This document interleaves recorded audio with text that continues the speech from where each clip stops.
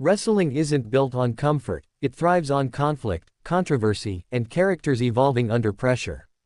That's why what happened at WrestleMania 41 in Las Vegas wasn't just a result. It was a statement. John Cena defeating Cody Rhodes for the undisputed WWE Championship was a moment of clarity in an industry that often leans too hard into nostalgia or sentimentality. It was the right move at the right time. And if you're still unsure, give it time, it'll age well. For those of us who have spent decades living and breathing this business, it's easy to see what's being built here. Cena, in what may be the final year of his full-time run, isn't on a retirement lap. He's not waving to the crowd and hitting five-knuckle shuffles for the sake of the merchandise.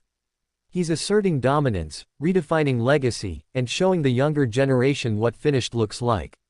And to do that, he needed to win. Clean. Undeniably. I said last week that Cena should beat Cody. Now, I say Cena had to beat Cody. You see, we've gotten too used to the idea that wrestling needs to fulfill fairy tales. Cody Rhodes completing the story has become a trope, a meme, and for many, a moral imperative. But sometimes the most compelling path forward is the roadblock. Cody hitting a wall here isn't failure. It's seasoning. There's been a lot of noise, some of it justified, some of it not. A portion of the fanbase believes Cody was made to look weak. Naive. Outplayed. And I agree, to a degree. But what matters more is why WWE allowed it to happen. Trust me, this was no accident. The Rhodes character has been coasting in hero mode, riding the wave of goodwill and emotional payoff. Now, it's time for evolution. This, I believe, is the beginning of a darker Cody. A more calculating Cody. One who doesn't hesitate. One who remembers that the man standing across the ring isn't just a childhood idol, he's a ruthless survivor. And Cena, he's finally embracing the idea that the people don't need to cheer to make you relevant. This version of Cena isn't PG. It isn't inspirational. It's practical. Dangerous. A reflection of a man who's seen his own legacy questioned and is now writing the final chapters his way. The parallels to Roddy Piper and Bret Hart at WrestleMania 8 are obvious, the honorable refusal to use a weapon, the cost of integrity. But we're not in 1992 anymore. In today's wrestling landscape, hesitation doesn't get you a nod of respect. It gets you humiliated. And Cody hesitated. It's a lesson. It's a pivot. And in WWE's current storytelling rhythm, it's the perfect beat before the next chorus. So where do we go from here? Let's talk booking. Cena needs fresh opponents. I expect Randy Orton to be first in line.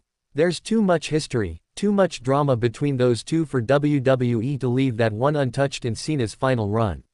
It's poetic, the man Cena helped mold into a main eventer now returning to test his mentor's resolve.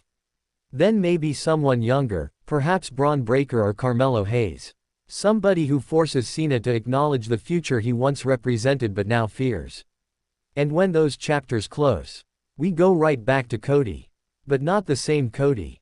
Not the man in a suit cutting promos about legacy. Not the sentimental son of a legend. We'll get the version of Cody we haven't fully seen, the relentless one. The man who sees redemption as war, not poetry. The man who doesn't flinch when holding a chair or glancing at the ropes.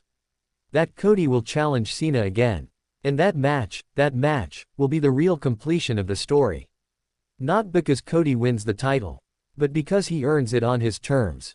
As for those claiming Cena's win kills momentum, let me remind you, wrestling momentum is illusionary.